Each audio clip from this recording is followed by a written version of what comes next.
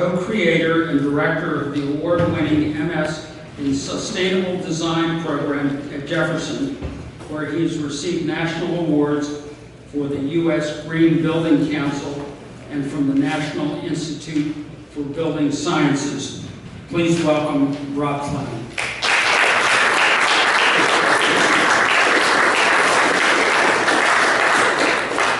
Well, good morning, everyone. It's quite a pleasure to thank the family for coming out. Makes it a lot harder to do this. I'm kidding. It's all good. So I want to tell you, before I start, this is going to be 3 parts. The first part is happy, the second part is sad, and the third part is happy. So when you start to find yourself going down and getting depressed, I will bring you back out to the surface again. Okay. So today we're going to take a couple journeys, and we're going to travel through time. If you'd like, you can close your eyes. If not, you don't have to. But in your mind's eye, I want you to travel backward in time 4.5 billion years to the very beginnings of the planet as we know it. Stay there for a moment. Imagine that. A planet that is very hot with no life at all.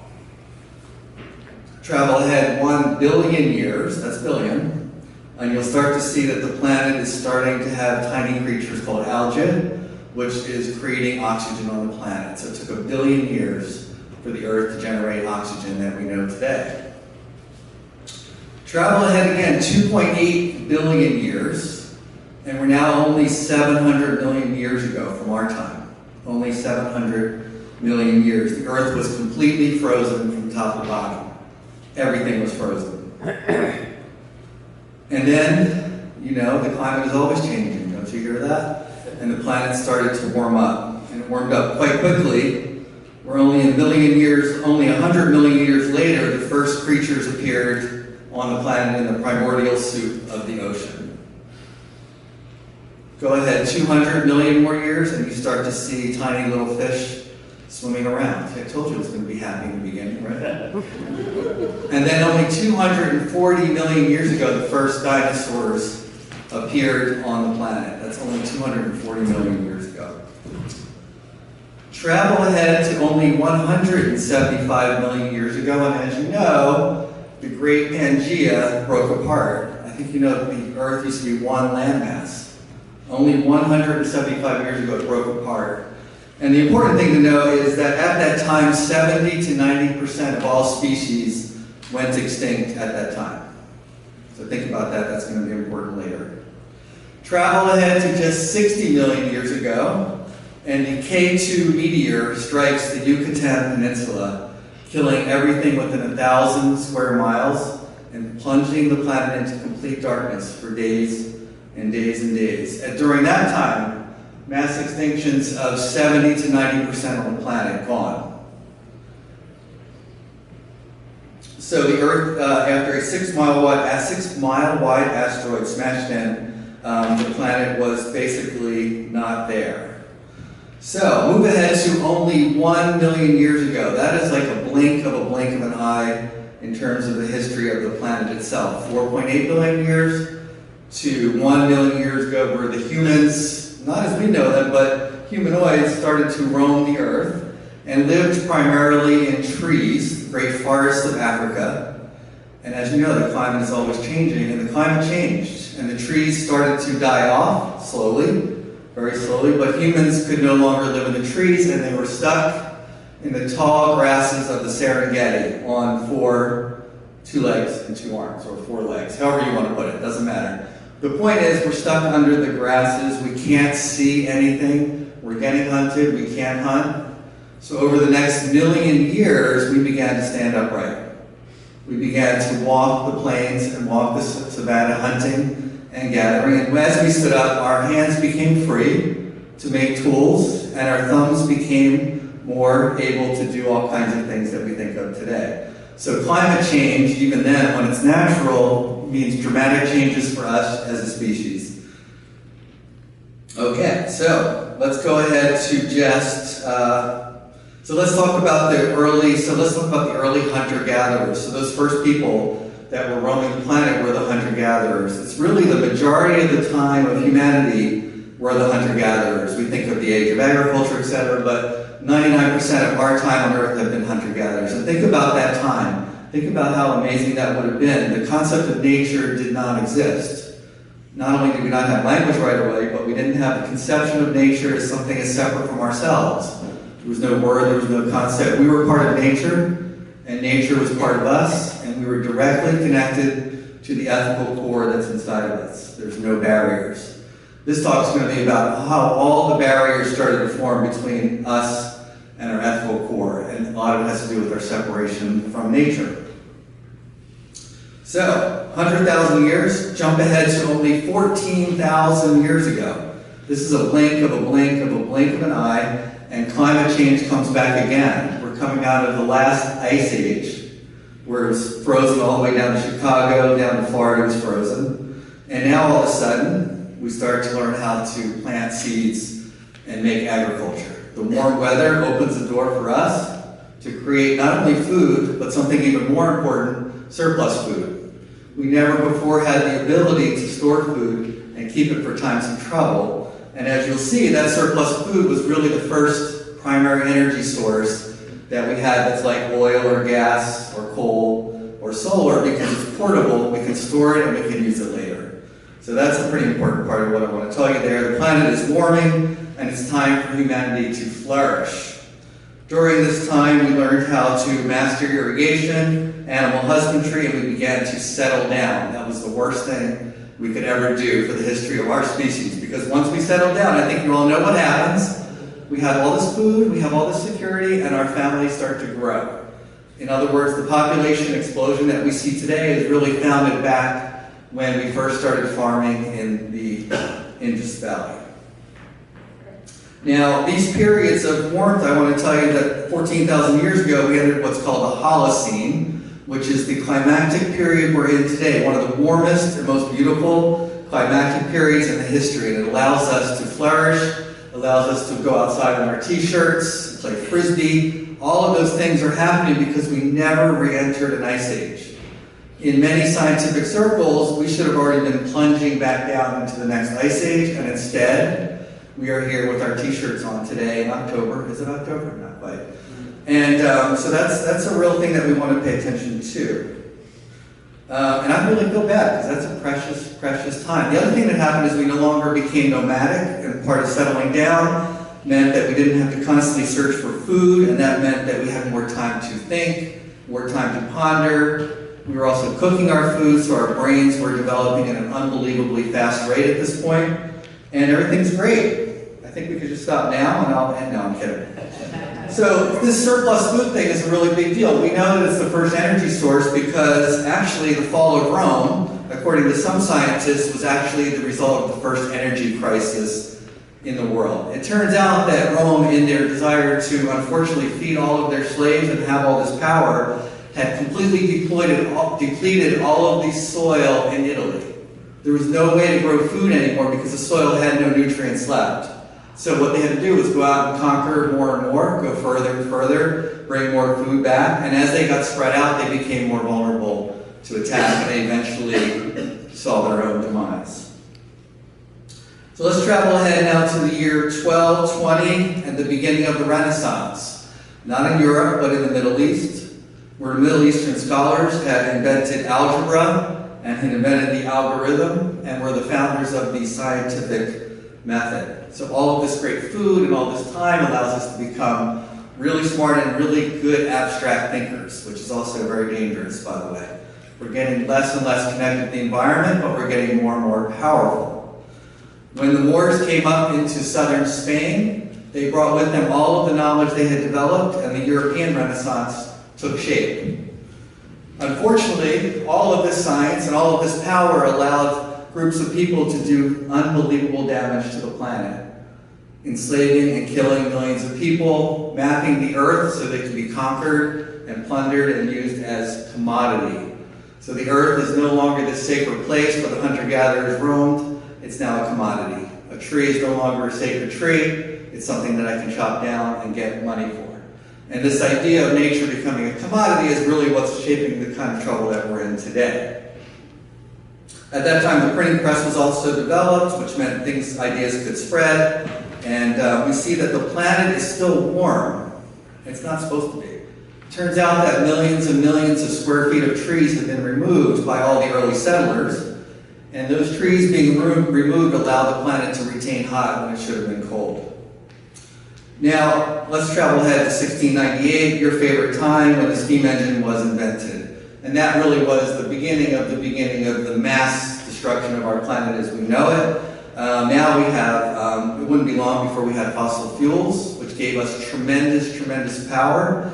The water wheel itself did the work of 20 people. A windmill did the work of 20 people. A steam engine did the work of 200 people. So we're talking about exponential growth in power, which is great for progress, but also not so great for the planet and for us as a species today. All of these things are shaping what we're seeing today. I'll bring that through in a minute.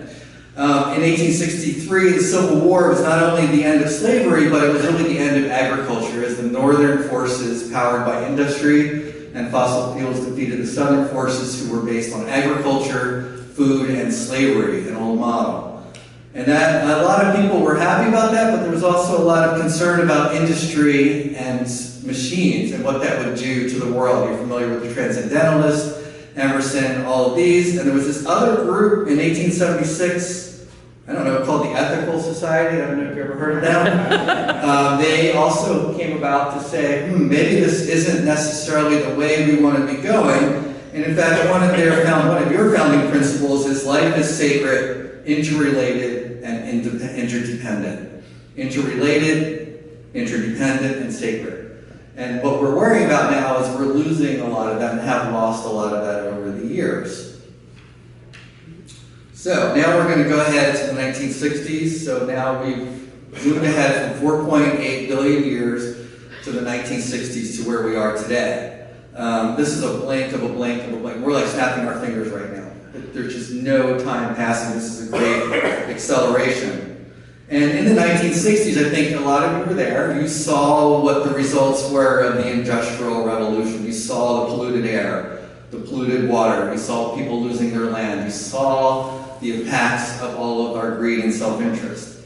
And, like good humans, we started to protest. At the same time, we saw how one group of people could mistreat another. These kind of things are interrelated. The ability to other people or other the environment comes from the same kind of reductionist industrial way of thinking. The simplification of the universe, not the interrelated, interdependent, or sacred model that is here. So leaders emerged in the 1960s, and these leaders were really critical, obviously.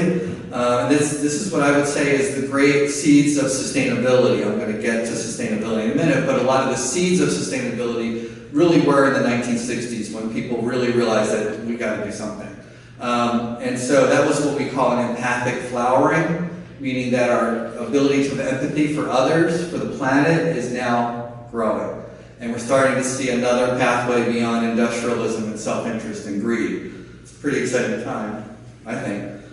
So let's fast forward to 2005. So we left the 60s, we're at 2005, and Hurricane Katrina hits New Orleans. And that was the turning point for sustainability, because that's when we started to connect CO2 emissions to climate change directly. We don't know for sure if that particular hurricane was a result of CO2 emissions. It doesn't matter. That's when it was mentally connected, that we were actually creating the environment of the future. We were creating something called the Anthropocene. Have you all heard of this term, Anthropocene? It's the first human-generated climactic period, and it's replacing the Holocene.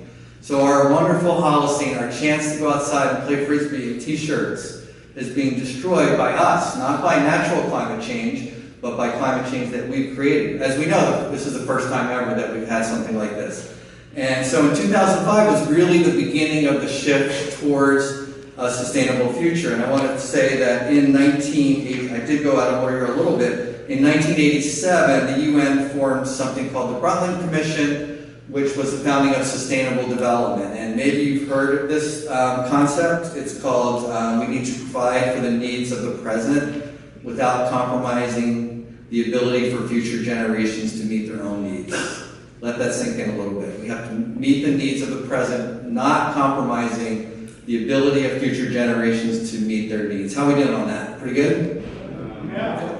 Jack says good, so, except for Jack, everybody's not too happy about that, but I'm kidding. So, that's a big thing. And then also we had something in the 90s called the triple bottom line. How many of you are familiar with the triple bottom line? People, planet, and profit. And what we realized in sustainability is that we can't pursue environmental justice without social justice, that the two are interconnected. And to do one without the other is not holistic, it's not interdependent, it's not interrelated, and it's not sacred. And the last one was, that doesn't matter, it's okay. So, in 2005, you all remember Al Gore came out and he said that we were destroying the planet. What happened to him? He won the presidency. Oh, no, he didn't win the presidency, did he? He won the presidency, but he lost. It's hard to imagine what the future would have been like if he had won, but he didn't. And so we went through another period where we started to see that climate change was very real and that we were the next cataclysm. So if you think about the three things, you think about the Pangea, 70% extinct. You think about K2 meteor, 70% extinct. Humanity, 70% extinction of all species. We are the next meteor that's hit this planet. And it's our self-interest and our greed, fundamentally, that have brought us to this place. We are in the 6th largest extinction in the history of the planet, right now. So let me take you around. Now, we did a little time travel. Let me take you around a little traveling around the globe to talk about what are some of the impacts that we're seeing from our behaviors. And the first one is I want you to travel down to the Amazon rainforest, which is on fire.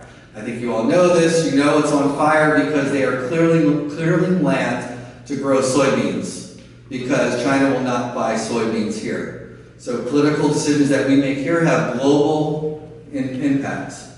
I also want you to know that they're damming the Amazon River to create power for iron smelting plants. Not for people to have power, but for more industry to do more damage. I want you to travel to Alaska, where the snowmelt is 40 years ahead of schedule. So all of these 2100 years that you're hearing are now 2180, and soon will be 2160. Most of us in our lifetime will see most of these effects. Travel to Cape Town, South Africa, where they had to turn the water off. There was no more water because of drought. Travel to Guatemala, where they've had a 5-year drought. There's no way to grow crops in Guatemala. And so their society is broken down, causing mass migration to the US, where they were met with a lack of empathy and turned away, or worse. Or travel to India, where the farmers are committing suicide rather than watching their family go hungry and be destitute. This is the impact of drought. Travel to Miami, Florida, where when the high tide comes in, the ocean comes under the city and pops up the manhole covers. Sea level rise looks like that, but more importantly, sea level rise is a concern because when the hurricanes come through, the surge is much, much, much worse, and the damage is much, much worse. Travel to the Midwest of the USA for this year, and you'll see that many, many farmers have had their crops flooded for the year. Travel to the West Coast, you'll see historic droughts, and of course, record forest fires every year for the last 10 years, and also in the Pacific Northwest. Travel to Houston, Puerto Rico, and the Bahamas, and so many other places around the world, and you'll see how hurricanes are destroying the planet. There's no direct evidence yet, although I think there will be, that hurricane strength is part of climate change, but we know that these hurricanes are stronger. We know they're doing more damage, and we're seeing the effects on those people. Travel to Greenland, when the ice melt is happening 40 years ahead of schedule as well. And travel to the North Pole, where there's 30 degrees above normal temperatures happening quite frequently, and the ice is melting much more quickly than anybody had thought. Travel to the Antarctica, you'll see the same thing, large chunks of icebergs releasing themselves from the landmass and beginning to melt. We thought we were looking at 11 feet of sea level rise by 2100. We think it's going to be sooner than that. So I think you're starting to see the crisis that we're in and why sustainability is here. And the worst one, I told you it's going to be sad for a while. Travel to Siberia, where the tundra is melting, the permafrost is melting, and worry there is that that's methane. Methane is 20 times more powerful than CO2 as a greenhouse gas, and accelerates the climate change that we're seeing dramatically. So there is no doubt, if anybody wants to tell you this is a hoax, you could just send them to me. I have my cards here and we can talk about that. It's definitely happening. And what's happening in the permafrost is the Earth is exploding from within and creating 100-meter craters, 100-meter deep craters by 100-meter wide craters. They're just giant holes in the ground which are emitting methane. So we were supposed to be at 350. Now we're going to switch into a little math here, because I think you've got a good sense of what's going on the planet. We're supposed to be at 350 parts per million of CO2 in the atmosphere. 350 parts per million, that's nothing. But all of that is up at the greenhouse gas layer. It's all about the percentage of CO2 and methane at the very highest level of the atmosphere, not the whole atmosphere. And we are now at 411, and we're heading towards 450 pretty quickly. And we know that we're going to get up to 2 degrees Celsius warming. You've heard that number, right, from the Paris Climate Accord? 2 degrees sounds like not much, does it? That's 3.5 degrees Fahrenheit. The way I like to think about it is, I have kids. If I have a 98.6 temperature, and then I get a 3.5 degree temperature rise, that's 102.5 roughly. That's starting to think, there's a fever, and my child is sick. So when you see 2 degrees, you're talking about heading towards hospitalization and the doctor's office. So when you hear people say, well, it's only 2 degrees, don't buy into that. Because they're looking at, don't think of like 84 and 2 more degrees is 86. It's not like that at all. We're talking about a systemic functional change to the planet that will be irreversible for a very long time. So, you know the Earth is going to be okay. You know it's going to be okay. We just won't be here, or we'll be very diminished as a species. Hopefully we'll still be ethical while we're going through that.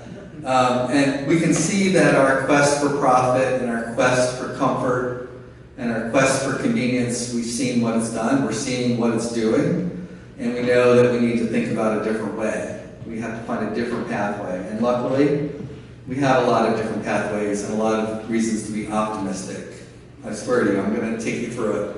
And I have to tell you that this lecture is very different than it would have been 2 weeks ago. There's a lot of things that have happened in the last 2 weeks that have dramatically shifted the state of sustainability. So it's time to start feeling a little better. Okay, so yes, we've not hit rock bottom yet. We could stop emitting CO2 and methane now, and we have 60 years of climate change to come. So this is why you hear the term resilience quite often. Many sustainability people are interested in resilience, adapting to the changes, and then there are other people who want to still fight it. I think you need both. So the state of sustainability will tell you we have to prepare, we have to get ready, but we still have to fight against climate change for the next generation. And I'll talk about some of the ways that we're doing this in sustainability. So I think we have the antidote to this problem. I think that you're seeing, starting in the 60s and before that, the rise of empathy, authentic empathy, the ability to think about and have empathy for people that have never been born. Meaning that the decisions you make at work, in your organizations, not only benefit you, but benefit people that you'll never ever meet. And that is not something that we are hardwired for. This is a new part of the human brain that's developing. And believe it or not, brains do develop and they change shape. And what's happening right now is we're building empathy for future generations, people we've never met. We're also building empathy across space. We know that the decisions we make are impacting people far away, and we're starting to understand that we can't do that, that we should not do that, that we should think differently and think about those people that are far away. And the other one that's really hard is empathy for people that are different than us. The truth of the matter, if we have any hope of getting through this, we're going to have to learn how to love each other and to not always create separation between each other. Without doing that, all the other stuff's probably not going to happen or happen very poorly. And then with that, it's the same part as empathy for nature itself. We've stopped loving nature, we became separated from nature, and we have to start loving all those creatures that are becoming extinct. The good news is, not only do we have that, we have the concepts that we need to support us in the decisions that we have to make. So I told you about sustainable development, I told you about sustainability. The UN has adopted 17 goals that are for sustainable development that all governments and all major corporations are adopting as their guidelines for decision making into the foreseeable future. So there's a blueprint, there's a document for us to go ahead and do that. So I urge you to look at that. So let's see, let's take stock and see if we can get out of this. Let's go through the list of things we have. We have the technology. Right now, millions of solar panels are being installed all over the world. People are making money doing that, it's fine. We have wind turbines being installed all over the world. They don't cause cancer. And yes, you can still watch TV even when the wind isn't blowing, contrary to what other people are telling you. But I do want to let you know that when the wind isn't blowing and the solar panels are not generating power, we're using natural gas to make sure that the grid is supplying power at a consistent level. So I think we have to come to grips with our level of comfort and convenience comes with a price, and that price we pay is methane and CO2 emissions into the earth. Electric cars will be the norm in 10 years. In Holland, all new cars will be electric by 2030. Most European countries will not make gas-powered cars after 2030. You can still drive your gas-powered car, but they're not going to make any anymore. And the other good news is your refrigerator, if you bought a new one, is 95% more efficient than the refrigerator you had 20 years ago. Your TV is 95% more efficient. Even your gas-powered cars are more efficient. A lot of things are happening. You just have to take a look and try to see all this great stuff. We have the nonprofit groups. We have groups like this that are out there fighting, doing the good fight to plant one solution for climate change. Those trillion trees will not help us in the short term at all, but in 50 to 60 years, they will begin to sequester and pull CO2 inside them and begin to stabilize the planet. Right now, they can't do that. Surprisingly, we have corporations that are stepping up. IKEA will be carbon neutral in 2030, meaning they're going to be generating more energy than they use by the year 2030. And don't get mad when I say this, but Amazon is purchasing, 100,000 trucks, electric trucks. They're going to redo their entire fleet as electric. I'm not saying that corporations are good, I'm not saying that they're great, but they are a key to the solution here. We cannot just rely on government to solve these problems. Private industry moves a lot faster, and if they can get a conscience, they can move things very quickly. We're seeing that, actually. Kaiser Permanente, the largest health organization in the country, will be carbon neutral by 2020. That's next year, and they're on track. Most major universities will be carbon neutral by 2050. My university is scheduled for 2035, and we're on track. So you should be getting happier now. This is the part where you're supposed to start smiling. Thank you. I appreciate that. Right? Things are getting better, sort of. And this is the other thing that's going to surprise you, because I know what people are going to say to you. Oh, we don't have the money. It's really not about the money at all. We have plenty of money. The United States military expenditures are larger than the next 7 militaries combined. So we have the money. The military has the money. And would you know it? They've said that climate change is their #1 threat. So the military understands climate change. They're apolitical, sort of. And they said, we got to do something. It turns out that 53 of 79 key U.S. bases are threatened by climate change effects right now. So they see it, they feel it, and they're seeing the mass migration. They saw what happened in Syria. They're seeing what's happening in Guatemala, and they see that as destabilizing the planet, and they know they need to do something. So the money is there, and maybe the will is there. I'm not quite sure, but that's there for you. So we have all this. We have the money, the tech, we have everything. We don't have the will, and we don't have the courage. This is the hardest part. We have politicians out there that are starting to move forward. We have Alexandria Ocasio-Cortez in New York, who's promoting the Green New Deal. Plenty of money. The Green New Deal is a new deal, and the money is there. We have Representative Chris Rabb in Mount Airy. He's a climate warrior. And pretty much every Democratic candidate has got a climate change platform that's pretty robust. Cory Booker's is probably the best. Which means that, of course, the first strategy towards saving the planet and saving us is to change the results of the election, this next election. Nothing could be more important right now than getting a different president in office. We have the heroes out there.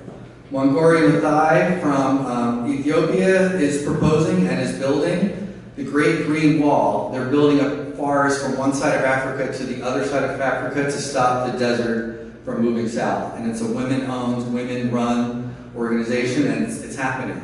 It's definitely happening. Majora Carter, Sustainable South Bronx, trying to look at how gentrification could actually be sustainable. Very difficult situation. And then, of course, we have Greta. How many of you are familiar with Greta? Oh my God. She's 16 years old.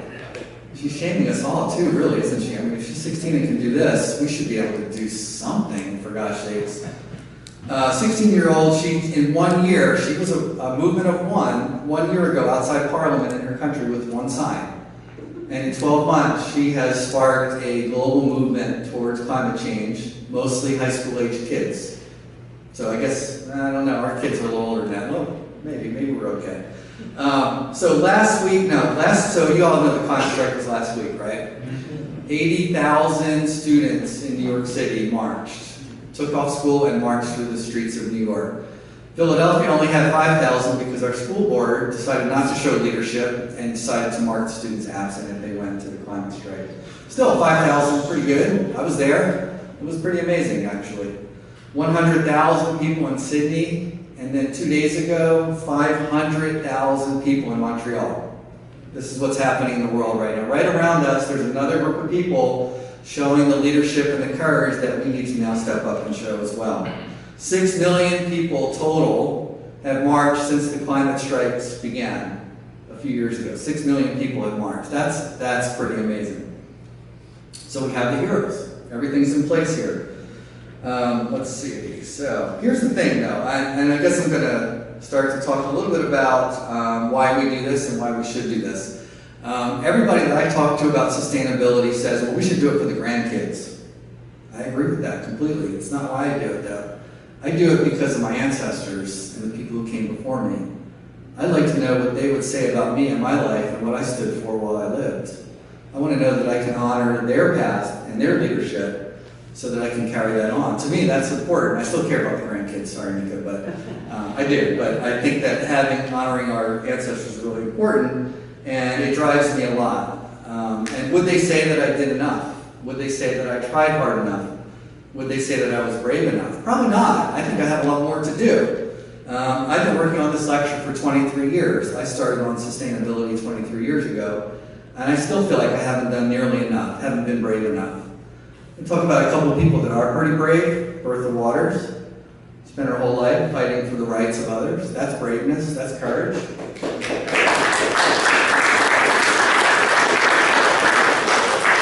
I would like to think that she would be proud of what we do and the kinds of things that we're doing. And I want to talk about my mom a little bit, fought for women's rights for most of her life.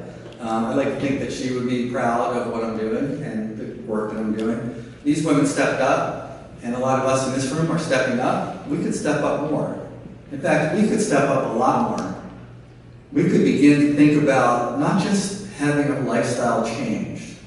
I mean, I'm really happy about the bags and the hybrid cars and the LED bulbs and how I'm changing my life. And if you live in Center City, a thumbs up, you're a big part of the solution. But I don't think changing our lifestyles are really going to be the answer. I think our generation has a lot to do. And I think the first thing that we got to do is get out of the way of the kids and not try to take over what they're doing. That's number one, because we'll ruin it. And number two, we have to find a way to support those kids with finances, with infrastructure, with capacity, and with love and support. As you know, Greta's mom and dad were not supportive of her when she started. They are now. And as you know, well, you may not know, a lot of the kids who went to the climate strike in Philly went against their parents' wishes. So us people that are a little bit older need to start thinking about what our role is going to be in all this, because this is the time, if ever there was a time when we're going to turn the tide towards sustainability, this is it. So I would ask each of you to think about that. So we need leadership. So all of you are in organizations or in jobs or workplaces. It's time for you to step up there and start to have the impact there and create the leadership within your organization. That's really hard to do, because now you're going to be rubbing up against people who don't want to change. And therefore, you have to do your leadership job and try to begin to think about how you can get people to think about how they can move forward. And so with that, I'd like to conclude by saying that, unfortunately, we're not hardwired to do this.